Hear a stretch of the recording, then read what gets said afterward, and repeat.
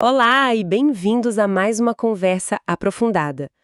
Hoje a gente vai mergulhar num texto que, olha, à primeira vista parece uma carta antiga, mas na verdade é quase uma intervenção. Estamos falando do capítulo 6 da segunda carta de Paulo aos Coríntios. A nossa missão aqui é entender a luta de Paulo para resgatar uma comunidade que ele amava, mas que, sabe, estava sendo seduzida por outras vozes. Este capítulo é o coração dessa briga, onde ele usa de tudo, né? Lógica, emoção e uma vulnerabilidade que é, assim, surpreendente. Exato. E essa sua ideia de intervenção é perfeita. Não dá para ler este texto como um tratado teológico abstrato, sabe? Isso aqui é uma carta com endereço, com nome e sobrenome. Paulo está escrevendo para uma igreja que ele fundou em Corinto e o relacionamento dele estava em crise. Havia um afeto imenso, mas também muitos mal-entendidos, conflitos e, o principal, a chegada de outros pregadores. Gente que questionava a autoridade de Paulo e o conteúdo da sua mensagem. Então, cada palavra aqui está carregada de uma tensão muito pessoal e pastoral. E essa tensão já começa com os dois pés na porta, logo no primeiro versículo.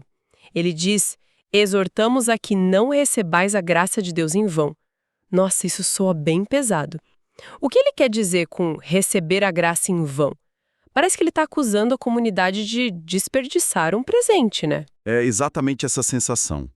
A expressão em vão aponta para algo superficial, sabe? Uma aceitação que não gera mudança. Imagina receber a chave de um carrão de luxo e nunca tirar ele da garagem. A chave foi recebida, mas em vão. Para Paulo, a graça de Deus, que é a mensagem do Evangelho, não era uma ideia para se concordar, era uma força para transformar a vida inteira. Se a vida deles continuava igual, se eles estavam sendo facilmente levados por outros ensinos, então, na visão dele, essa graça estava sendo esvaziada de seu poder. Mas isso não soa um pouco duro? Alguém poderia interpretar isso como Paulo dizendo, tipo, ou vocês me aceitam e seguem o meu ensino à risca, ou a fé de vocês não vale nada? Ele não está misturando um pouco a mensagem com o mensageiro? Essa é uma pergunta excelente e toca no ponto nevrálgico da carta. Do nosso ponto de vista moderno, sim, parece que ele está personalizando a questão, mas para Paulo, o seu ministério e a sua vida eram a prova da veracidade da mensagem. Ele não estava pregando de um púlpito confortável, entende? A vida dele, cheia de sofrimento e perseguição, era o argumento dele. Então, quando outros mestres chegavam com discursos mais polidos, uma vida mais fácil, questionar Paulo era para ele questionar o próprio Evangelho que se manifesta na fraqueza. Ele via a rejeição a ele como uma rejeição ao modelo de fé que ele representava. Entendi. A vida dele era a credencial da mensagem, e ele dobra a aposta na urgência logo em seguida, citando o profeta Isaías. Eis aqui agora o tempo aceitável, eis aqui agora o dia da salvação. Esse agora parece um grito, não uma simples palavra. De uma libertação futura para Israel e arrasta para o presente imediato dos coríntios. Ele está dizendo, aquilo que era uma promessa distante está acontecendo agora. Este período em que a gente vive, entre a vinda de Cristo e sua volta, é um momento decisivo. Não é um agora de relógio, mas um agora de oportunidade existencial, sabe? Ele está dizendo, a porta está aberta. A hora de decidir de que lado vocês estão é esta. Não dá para ficar em cima do muro. A urgência é total. E para provar que esse agora é sério, Paulo joga as credenciais dele na mesa. Só que o currículo dele é o mais estranho que eu já vi. Depois desse chamado, ele começa a se defender listando aflições, açoites, prisões, tumultos, trabalhos exaustivos, noites em claro. Se ele mandasse isso pro LinkedIn, hoje o algoritmo ia descartar na hora. Desacreditado. No mundo greco-romano, e aparentemente entre os novos mestres em Corinto, a credibilidade vinha da força, da eloquência, do sucesso. A gente poderia dizer que eles chegavam com um personal branding impecável. Paulo vira essa lógica de cabeça para baixo. Ele faz o que os estudiosos chamam de autorrecomendação, mas a lista de recomendações dele é uma lista de sofrimentos. Peraí, então num mundo de influencers se exibindo, o currículo de Paulo era, na verdade, uma lista de fracassos aos olhos do mundo. É uma inversão total. A fraqueza dele era a sua marca de autenticidade. Esse é do argumento. A autenticidade dele não é provada pela ausência de problemas, mas pela presença do poder de Deus apesar dos problemas. Ele está dizendo, vejam tudo o que eu passei.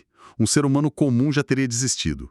Se eu continuo de pé, não é pela minha força, é porque o poder de Deus me sustenta. O sofrimento não invalida o ministério dele, pelo contrário, o valida. E ele continua nessa linha, falando que o ministério é aprovado pelas armas da justiça, à direita e à esquerda. Parece uma linguagem bem militar, quase agressiva. É totalmente intencional. Mas não são armas literais, claro. Ele está usando uma metáfora que qualquer um na época entenderia imediatamente. A imagem é de um soldado, sabe? Romano ou grego, completamente equipado. Como um legionário pronto para a batalha. Precisamente. E a menção de direita e a esquerda é o detalhe genial. As notas explicam que um soldado segurava a arma de ataque, a espada, na mão direita, e a arma de defesa, o escudo, na esquerda. Paulo está dizendo que está espiritualmente preparado para qualquer cenário. Para atacar com a verdade do Evangelho, a espada, e para se defender dos ataques, das mentiras e das calúnias, com o escudo da justiça. É uma declaração de que ele está pronto para a guerra espiritual, em todas as frentes. E aí ele chega no que me parece o clímax dessa defesa, com uma série de frases que são pura poesia e paradoxo. Ele se descreve como enganador, mas sendo verdadeiro, desconhecido, mas bem conhecido, como quem morre e eis que vivemos, como nada tendo e possuindo tudo. Essas contradições são muito, muito fortes. É o coração da teologia paulina. Cada uma dessas frases é um golpe na lógica do mundo. Enganadores para o mundo, mas verdadeiros para Deus. Desconhecidos, sem status social, mas bem conhecidos por Deus e pelas igrejas que ele fundou. Como quem morre, passando por perigos constantes, mas eis que vivemos, sustentados pela vida de Cristo. E a última é talvez a mais poderosa, né? Como nada tendo e possuindo tudo.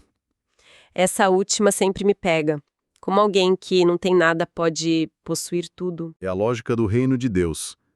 Aos olhos do Império Romano, Paulo era um ninguém, não tinha propriedades, nem riqueza, nem status, mas na realidade espiritual, ele possuía o perdão, a reconciliação, a esperança da vida eterna, a comunhão com Deus, o amor dos irmãos, as riquezas que realmente importam e que o dinheiro não pode comprar, nem a perseguição pode tirar. Ele está redefinindo o que significa ser rico.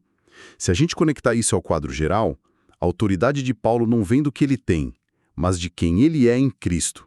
É a prova final de que a força de Deus se aperfeiçoa na fraqueza humana. Depois de uma defesa tão intensa, quase um contra-ataque, você esperaria que ele continuasse nesse tom, né? Mas ele muda completamente de marcha. O tom fica incrivelmente pessoal, vulnerável. Exatamente. A transição é chocante. Ele para de se defender e abre o coração. Ele diz, falamos com toda a franqueza. O nosso coração está dilatado. É como se ele dissesse, ok, já me defendi. Agora, deixa eu falar como um pai. Meu coração está escancarado, enorme de amor por vocês. E ele pede reciprocidade. Ele diz que eles estão estreitados nos seus próprios afetos e pede que eles também se dilatem. É um apelo desesperado por reconexão. As notas de estudo dizem que os falsos mestres tinham sufocado o amor deles por Paulo. É uma imagem muito forte essa, de um sentimento sendo asfixiado. Sim, e mostra a dor de Paulo. Ele sente que a afeição dos coríntios por ele foi bloqueada, envenenada por calúnias. Então, ele se torna vulnerável. Ele não tem mais nada a esconder, não tem agenda oculta. É um apelo de um pai espiritual para filhos que estão se distanciando, na esperança de que a honestidade dele possa quebrar o gelo e restaurar a confiança. E é nesse contexto de um apelo por um relacionamento puro, restaurado, que ele introduz uma das frases mais famosas e complicadas de todas as suas cartas. Não vos ponhais em julgo desigual com os descrentes. Essa frase já causou todo tipo de interpretação e debate, né? O que isso significava ali naquele momento. A chave é a metáfora do jugo desigual. É uma imagem tirada diretamente da roça, do mundo da agricultura. Um jugo era aquela peça de madeira que unia dois bois para eles poderem arar o campo juntos, com a mesma força, no mesmo ritmo. A lei judaica, inclusive, proibia colocar no mesmo jugo animais de espécies diferentes, como um boi e um jumento. Por quê? Porque seria cruel e completamente ineficaz. O boi é mais forte, o jumento é mais teimoso, eles têm passadas diferentes, alturas diferentes, eles iriam se machucar, o trabalho seria frustrante e o campo ficaria todo torto. A imagem é de uma parceria que simplesmente não funciona, que está fadada ao fracasso, porque as naturezas dos parceiros são fundamentalmente incompatíveis. Certo, então não é sobre não poder tomar um café com alguém que pensa diferente de você. Não é um chamado para se isolar do mundo. De forma alguma. O próprio Paulo vivia em diálogo com filósofos, comerciantes, autoridades romanas, gente de todas as crenças. O alerta dele é contra associações íntimas e vinculantes que comprometam a lealdade fundamental a Cristo. Pensa em parcerias que te puxam em direções opostas, que te forçam a viver com um pé em cada canoa. Isso pode se aplicar ao casamento, a sociedades comerciais, a alianças espirituais profundas. Qualquer vínculo que te coloque sobre um jugo com forças que te arrastam para longe dos seus valores centrais. E para deixar isso claro, ele usa uma série de contrastes muito fortes. Justiça e iniquidade, luz e trevas, Cristo e Belial. Esse último nome não é muito comum. Quem é Belial? Belial é um termo que vem do hebraico, do Antigo Testamento, e que originalmente significava algo como inutilidade ou perversidade. Com o tempo, especialmente na literatura judaica do período entre os dois testamentos, Belial passou a ser usado como um nome próprio, um nome para o líder das forças do mal, um sinônimo para Satanás. Uau! Então Paulo está elevando o nível da conversa drasticamente. Exatamente. Ao usar o nome Belial, ele tira a discussão do campo das meras diferenças de opinião, sabe? Ou estilo de vida. Ele está pintando um quadro cósmico. Para ele, a escolha de com quem você se associa intimamente não é trivial. É uma questão de lealdade a um de dois reinos que estão em oposição fundamental. O reino de Cristo, da luz e da justiça, ou o domínio de Belial, das trevas e da iniquidade. A escolha dessa palavra mostra a seriedade do alerta. E essa ideia de uma separação tão radical leva diretamente à próxima grande afirmação dele no versículo 16. Somos santuário do Deus vivente. Se somos um santuário, faz sentido que a gente não possa misturar o que é sagrado com o que não é. A lógica se fecha. A lógica se fecha perfeitamente. E é crucial notar algo no texto. Ele usa o plural. Ele não diz, eu sou um santuário, mas vós sois santuário. Ele está falando da comunidade, da igreja reunida. Essa ideia era revolucionária. Em toda a história antiga, a presença de um Deus habitava num templo físico, um prédio de pedra e ouro. Paulo está dizendo que esse tempo acabou. O novo templo, o lugar onde Deus escolheu morar na terra, não é um edifício. É o próprio povo. Isso muda tudo. O sagrado não está num prédio, está na relação entre as pessoas. Exatamente. A própria comunidade se torna o espaço sagrado. E essa identidade se torna a base, o porquê por trás do chamado que vem a seguir. Retirai-vos do meio deles, separai-vos. Essa separação não é um ato de arrogância, de se achar melhor que os outros. É uma consequência natural de ser a morada de Deus. É uma questão de integridade. Se a sua casa é a casa de Deus, você não vai enchê-la com coisas que desonram seu morador. É sobre proteger a santidade da presença de Deus que habita no meio deles. E o capítulo termina com uma série de promessas muito bonitas, quase ternas, com Deus dizendo, e eu serei para vós pai, e vós sereis para mim filhos e filhas. Depois de tantas advertências e defesas, essa conclusão é muito acolhedora. É a motivação final, a cenoura depois do chicote, por assim dizer. E o que é belíssimo é que, segundo as notas, Paulo está tecendo uma colcha de retalhos. Ele pega promessas de vários livros do Antigo Testamento, Levítico, Isaías, Ezequiel, e aplica diretamente à comunidade de Corinto. A motivação para a santidade e a separação não é o medo ou o legalismo, é a alegria. É o privilégio de ser acolhido na família de Deus. Ele está dizendo, em essência, A razão para viver de forma diferente é porque vocês têm uma nova identidade. Vocês são o santuário dele, e por isso ele os recebe como filhos e filhas. Vivam de um jeito que honre essa relação maravilhosa. Que jornada intensa por este capítulo. Começamos com um chamado quase desesperado à fé autêntica. Passamos por uma defesa de ministério baseada na lógica invertida da fraqueza.